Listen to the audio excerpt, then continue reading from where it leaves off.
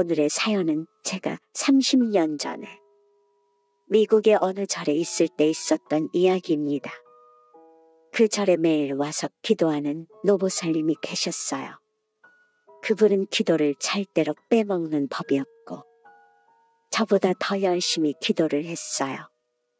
어느 날 점심을 먹고 노보살님과 얘기를 나눌 시간이 생겨서 노보살님에게 어떻게 기도를 하루도 안 빠지고 그렇게 열심히 하는지 물어보았어요. 그랬더니 노보살님이 저는 하루라도 기도를 안 하면 못 살 것 같아서 이렇게 죽기 살기로 기도를 합니다라고 하는 거예요. 노보살님의 얘기를 들어보니 이랬습니다. 결혼해서 첫째 아이를 낳고 둘째 아이가 뱃속에 있을 때 6점 이후 전쟁이 터졌어요. 남편이 전장에 나갔는데 사망 통지가 왔답니다. 살 길이 막막한 상태에서 아이 하나는 손잡고 아기 하나는 등에 업고 절에 가서 지극정성으로 관세음보살을 부르면서 기도를 했다고 해요. 믿음이 없었다면 살지 못했을 텐데 지극정성으로 관세음보살을 부른 공덕으로 어떤 어려움이 있더라도 살아낼 수 있었던 겁니다. 그런 기도 덕택인지 장사를 하면서 조금씩 생활이 풀리고 아이들도 잘 자라주었습니다. 아이들이 커서 첫째는 서울대 의대를 가고 둘째는 서울대 공대에 들어갔습니다. 둘 다 국비 장학생으로 미국에 유학을 가게 되었어요. 아들 둘이 미국으로 떠나고 혼자서 한국에서 가게 운영을 하고 살았는데 미국에 사는 두 아들이 이제 자기들도 충분히 살 형편이 되니 한국에서 고생하지 말고 미국에 와서 편안히 사셨으면 한다는 거예요. 그래도 미국 가서 아들들에게 폐를 끼치면 안 된다는 생각으로 혼자 장사하고 살았는데 점점 나이가 드니 몸이 불편해져서 가게를 싹 정리한 돈을 가지고 미국에 와서 그 돈을 아들에게 보태서 집을 사고 아들 집에서 함께 생활하게 되었어요. 처음에는 두 아들이 성공해서 평생 고생한 보상을 받는다고 주위에서 칭찬하고 그랬는데 막상 미국에 와서 살아보니 생지옥이었습니다. 꽂아놓은 보릿자루와 같은 생활이었기 때문입니다. 두 아들과 며느리들 모두 일하느라 바쁘고 본인은 혼자서 외출을 할 줄 모르니 차에 실어서 이 집에 갖다 놓으면 이 집에 있고 저 집에 갖다 놓으면 저 집에 있어야 했습니다. 하루하루 지나니까 숨이 막혀왔습니다. 여기저기 수소문 해서 절이 있다는 사실을 알아내어 절을 찾아온 거였어요. 남이 볼 때는 아들 둘 다 성공했고 기도도 열심히 하고 보시도 많이 하는 훌륭한 보살이었지만 속마음은 죽을 지경이었던 겁니다. 키울 때 온갖 정성을 다해서 키웠는데 자기 일 바쁘다고 엄마를 팽개쳐두는 큰아들에게 몹시 섭섭해서 작은 아들 집에 갔습니다. 작은 아들도 똑같이 행동하니까 또 섭섭해서 큰아들 집에 가고 두 집을 왔다 갔다 하다가 요즘은 이제 거의 절에 와서 살고 있었던 거예요. 노보살님은 아들 생각만 하면 오라가 치밀어 오른다며 저에게 하소연을 했습니다. 그러면서 저에게 한국 갈 때 자기를 좀 데려가 달라고 부탁을 했어요.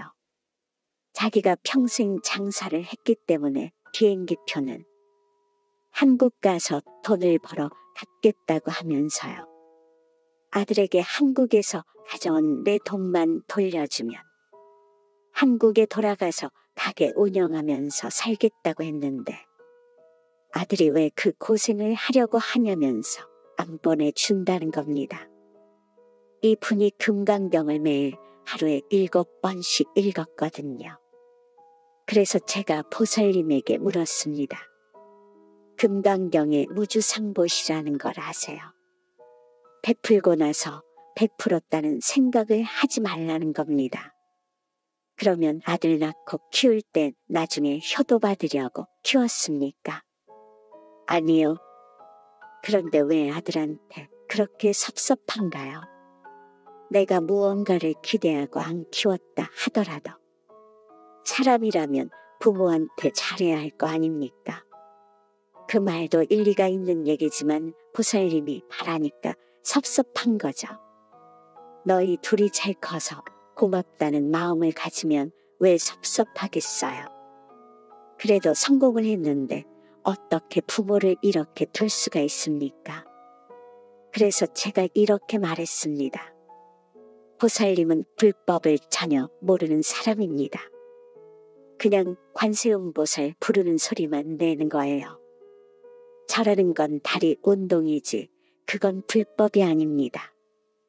보살님은 절에 헛다녔습니다. 이분이 신심이 굽기로 소문난 사람인데 절에 헛다녔다는 말에 충격을 받았습니다.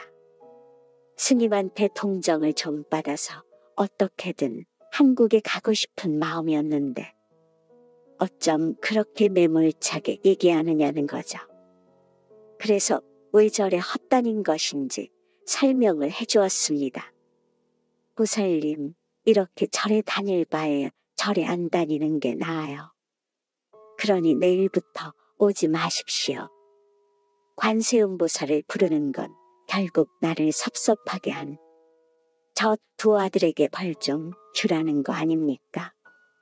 설령 보살님이 그렇게 생각하지 않았더라도 결과적으로 보살님의 속이 시원하려면 그렇게 되어야 하는 거잖아요. 관세음보살을 부르지 말고 아들만 보면 앞으로 저 자식 남이다 이렇게 염불을 하세요. 이 말을 듣고 진짜 충격을 받았는지 보살님이 그 다음 날부터 절에 안 나오는 거예요. 저도 미안한 마음이 들었죠. 절에 오는 게 그나마 숨통을 트이게 했는데 절에 안 오면 이 보살님이 얼마나 힘들겠어요. 그래서 저도 매몰차게 얘기는 했지만 좀 찜찜해서 사람들한테 물어보니 전화도 안 받으신다는 거예요. 한 달이 조금 지났는데 이 보살님이 드디어 절에 오셨어요. 그래서 제가 보살님 왜 그동안 절에 안 오셨어요? 하고 반갑게 인사를 하니까 부처가 꼭 절에만 있습니까? 하고 웃음을 보였습니다. 반가운 마음에 법당에 앉아서 대화를 하는데 보살님이 예전보다 훨씬 화통해져 있었습니다. 그러면서 그동안 있었던 일을 들려주었습니다. 그날 대화하고 나서 집에 돌아가니까 아들만 보면 더 화가 치밀었어요. 그 전에는 절에 와서 바람이라도 쐬면 좀 나았는데 이제는 절에도 못 가겠고 어떻게 보면 법사님도 얄밉고 어떻게 보면 법사님 말이 맞는 말 같기도 했어요. 제가 평생 절에 다녔는데 절에 헛다녔다는 말을 들었으니까요. 그러다 어느 날 아들이 문을 열고 탁 들어오는데 아들을 보자마자 열이 확 오르면서 머리가 깨질 것 같아. 저도 모르게 저 자식 남이다 이렇게 불렀어요. 그때 정말 아들이 남으로 보였습니다. 아들이 남으로 보이는 순간 가슴에 있던 화가 얼음이 녹듯이 싹 내려갔습니다.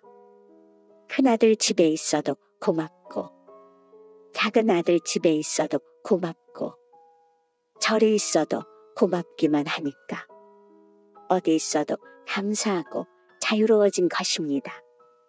이것이 무주상보시의 한량없는 공덕입니다. 남이라면 누가 이 할머니를 이렇게 먹여주고 재워주고 구경도 시켜주겠어요. 아들이 남이라고 생각하니까 엄청나게 고마운 사람들이 된 겁니다. 이것이 바로 상을 버렸을 때 괴로움이 소멸되는 이치입니다. 우리는 뭔가 좋으면 또 그 좋은 것에 대해 집착합니다. 언제나 집착하지 않도록 해야 합니다. 늘 있는 그대로 볼 수 있어야 해요. 그럴 때 괴로움이 없어집니다. 법륜 스님의 지혜가 도움이 되길 바랍니다. 오늘의 사연은 제가 30년 전에 미국의 어느 절에 있을 때 있었던 이야기입니다. 그 절에 매일 와서 기도하는 노보살님이 계셨어요.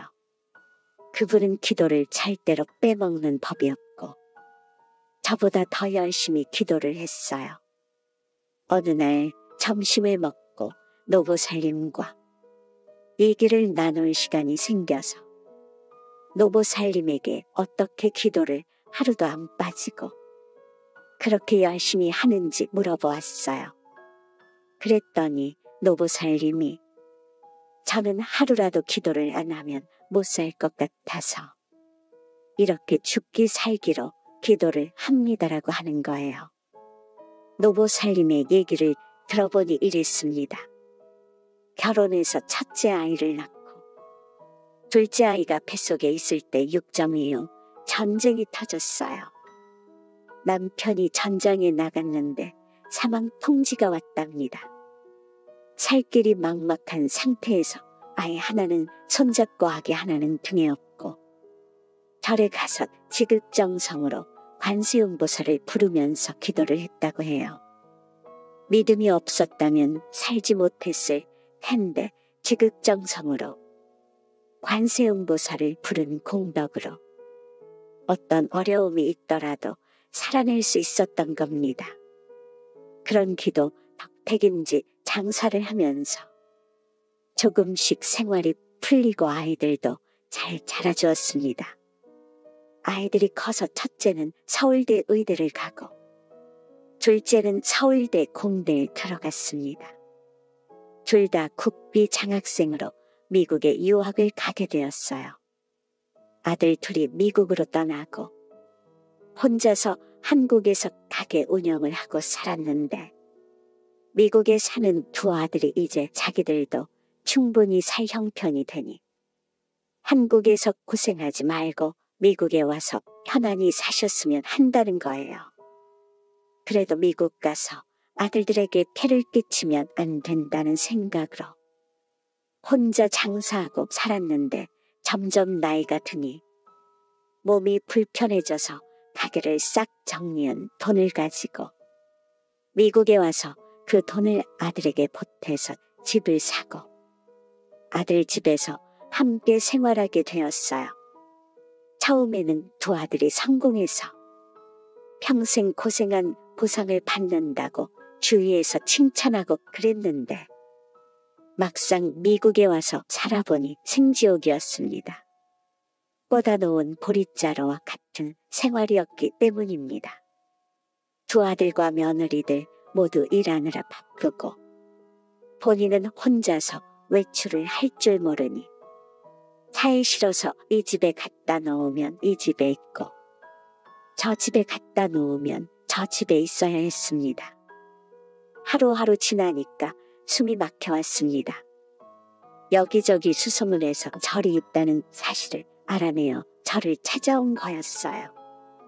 남이 볼 때는 아들 둘 다 성공했고 기도도 열심히 하고 보시도 많이 하는 훌륭한 보살이었지만 속마음은 죽을 지경이었던 겁니다. 키울 때 온갖 정성을 다해서 키웠는데 자기 일 바쁘다고 엄마를 팽개쳐두는 큰아들에게 몹시 섭섭해서 작은 아들 집에 갔습니다.